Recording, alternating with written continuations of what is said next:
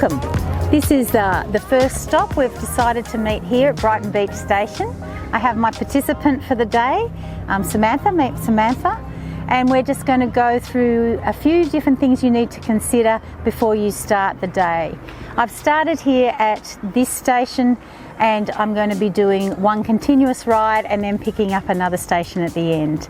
That's to enable me to get a couple of different environments into this ride, and also to include a number of the different aspects of controlling and looking after a group through different environments: bike paths, dirt and the road. Before we start today, I would like to acknowledge the traditional lands that we are standing on today and the custodians of those lands. These are the Boorong people from the Kulin Nation, and we pay our respects to elders past, present and emerging. So before you set off, you've got your participants, you need to check their gear. First thing you need to check is the bike is set up well for them. The other thing you need to make sure is that if you have, say you have two groups, say a group of 24, you need to have at least one person in each group that knows how to do some general bike maintenance, because you will most likely, more likely than not, have some issues, either a puncture, as I said before, some problems with some brakes or some problems with some gears. It's very important as well just to reiterate going through gears when you see that somebody may be struggling. Sometimes they can end up dropping behind a lot. They're perfectly capable, perfectly fit. They're just not being able to roll into their gears well, and there may be a problem there. So the basic skills you need to know as a leader is how to change a tyre, how to adjust some brakes and teach how to use some gears. That's the basics. So I'm just going to have a look at Samantha's setup here and check that she's got everything set up properly for her bike.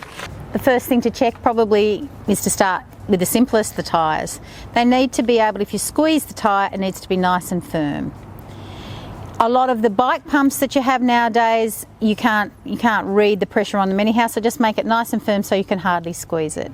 The next thing to check is that she has a bell, which she does. Great bell. From there, has she got water? Yes. She also has a pump, which is great.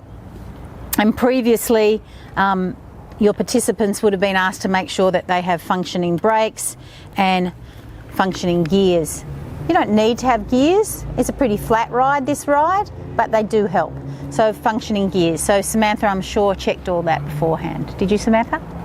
Yes.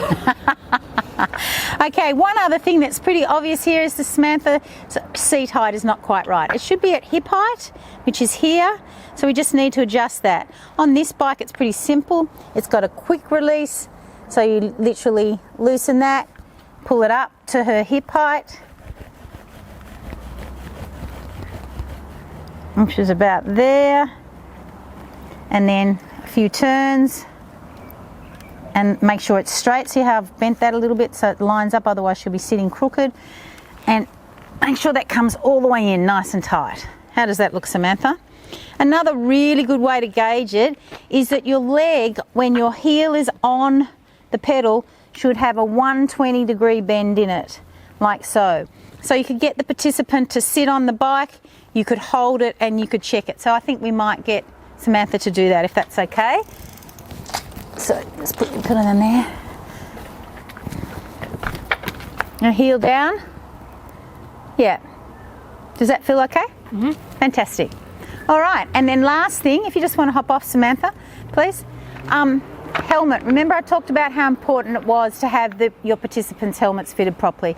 If you look at Samantha's helmet, she's got this clip here is not sitting under her ear, and therefore it's pulling the helmet into the wrong position. So you need to straighten that up, make sure that's in line, sitting nicely under the ear, clip that down, but then this is not correct. So then you need to make sure that that's tightened, and that's still a bit loose actually. So you just need to get a little bit more into that there. Get each participant to do their own helmet and then get a buddy to check them. Once you've done all that, you need to run through some basic road rules.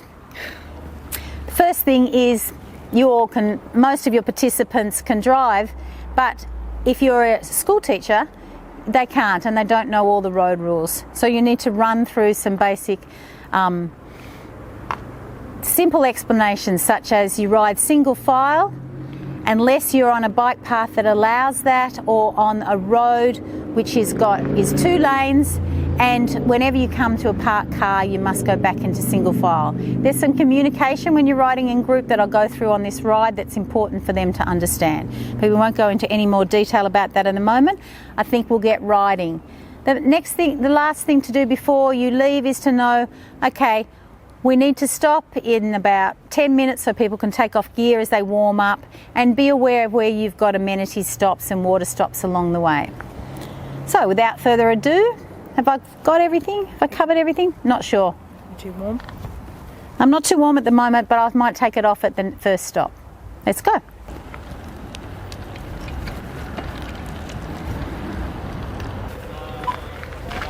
One of the most difficult things about managing a group is that you need to manage them crossing roads. You have to walk your bike across pedestrian crossings or crossing roads. It's a road rule requirement. So gather your group up, make sure everybody is there, and then walk across together with the green man.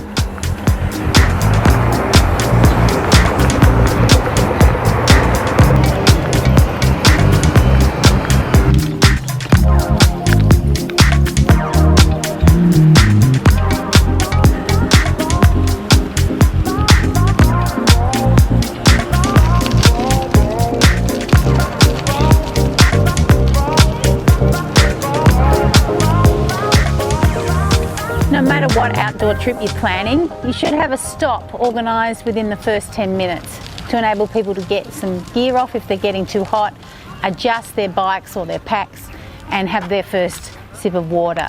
So here's a great spot to start, and we'll enable people to take some clothing off. There's a toilet block literally just behind me here, and there is an opportunity to have some water, and it's actually an international tourist attraction.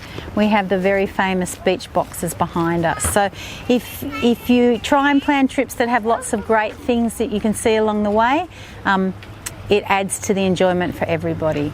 So let's get some change of some gear, get some water, and have a quick look around. This is also a good opportunity not just to have a drink and to take off a layer of clothing if you're getting too hot. It's also about checking to make sure that they're comfortable, their seat height is right, they're happy with their gears and their brakes. There's normally, almost always, there's a couple of bikes that need a little bit of tweaking to make it comfortable for your participants. But get it right from the start, and then they won't be uncomfortable for the whole trip. The other thing is, choose your areas that try and reduce your carbon footprint. As I said before, we're going to make the most of public transport. As you can see, we're not far from the city here, but it's quite beautiful. We're going to take off now, and the first part of this ride we're going to use the bike paths. Today is a beautiful day, and therefore the bike paths are really busy. So you just need to remind your participants that they're going to have to ride in single file. They need to use their bell and let people know when they're going to pass. Be wary of dogs on leads that tend to run across your path, and little kids, and just make sure that the group travels at a pace that they stay in a group. So whenever you have a clear spot where you should stop and gather the group together, make sure you do it. Don't ride for 10 kilometres and then think, oh, where's my group going? I'm on my own. So pretty important. So we're going to take off here. We're going to ride the first section of this ride on the bike path, and then we're going to stop at another highlight spot. Let's go. Okay, let's go and see if we are in the right gear to get up this little steep hill. I don't think we are. We might make it.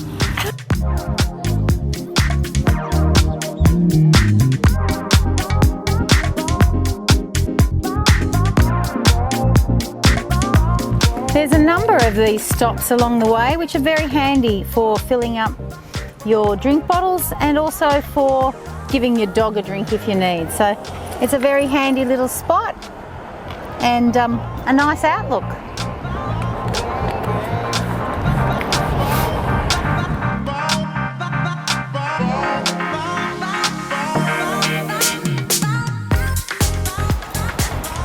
As I mentioned before, it's good to know where the amenities are for students, and also good to carry some things like this, a bit of hand sanitizer, And here is not only got amenities for the bathroom, we have water and we have a bike repair station.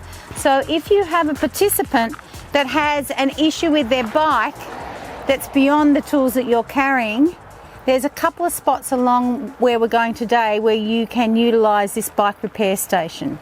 You can pop the bike up on here, and there's a range of tools which are more than what you would normally carry in your pannier or your backpack, so very handy. There's also a high pressure pump and a gauge to go with it. So really handy. There's a couple of these stations on bike paths throughout Victoria, and I presume the other states in Australia are doing the same.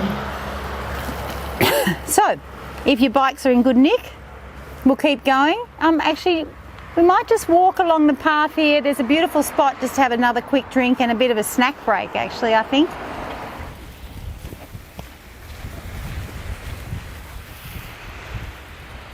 Pretty stunning.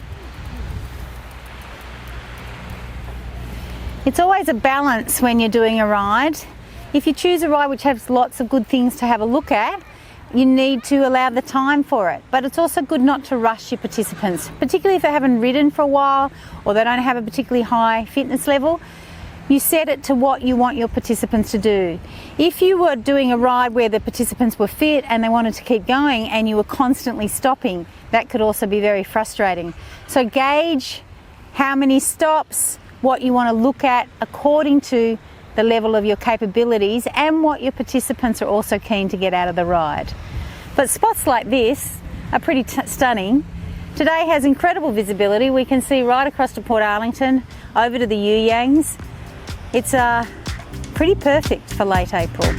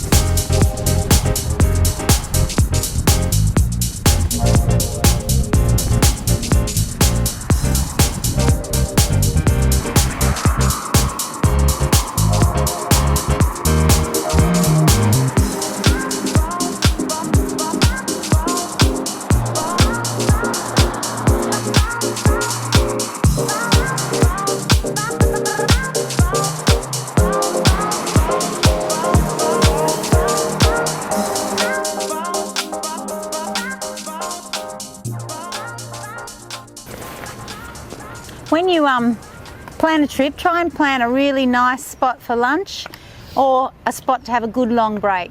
So people can eat the food that they've brought, or if for some reason they haven't managed to do that, maybe there's a spot you can stop where there's a bit of food. We've got a lovely little inland sort of marina area. There's a little coffee shop just here. There's a beach and the pier down there.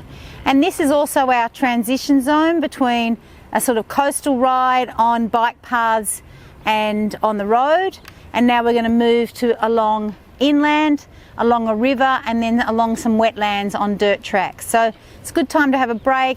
There's also bathrooms here as well. So try and plan it so that the group gets time to rest as well as having a look at what's around them. So let's get something to eat.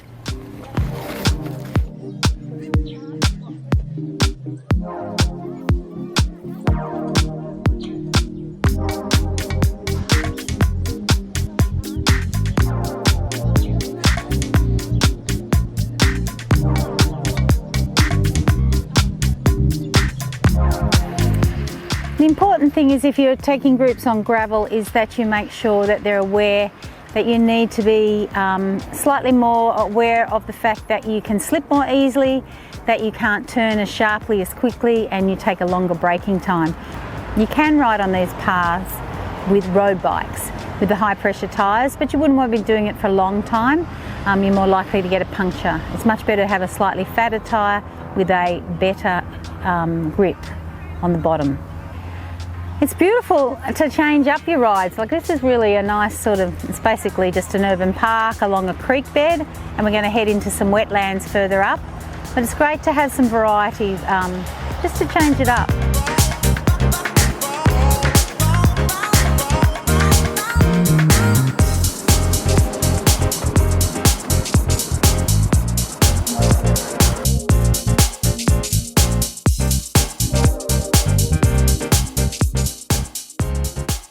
We've got Mordialloc Creek on our left, and we've got a canal system on our right. Changes up the scenery, and now we're going to cross over, go through a couple of suburbs, and then go through the Aspendale wetlands on the way back home.